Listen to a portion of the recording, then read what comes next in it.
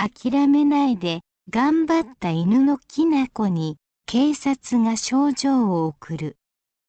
メスの犬のきなこは香川県の警察で仕事をしていましたが、3月20日、年を取って死にました。きなこは行方不明になった人を探したり、犯罪をなくすための活動を手伝ったりしていました。きなこは警察で仕事をするための試験に何度も失敗しました。諦めないで何度も試験を受けるきなこは人気になって映画にもなりました。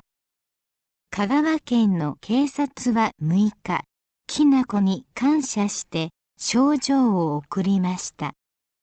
警察の人は決して諦めないで頑張るところが人気になりましたと言いました。きなこの訓練をした川西千佐さんは、きなこも喜んでいると思います。頑張ったね、ありがとうと伝えたいです、と話していました。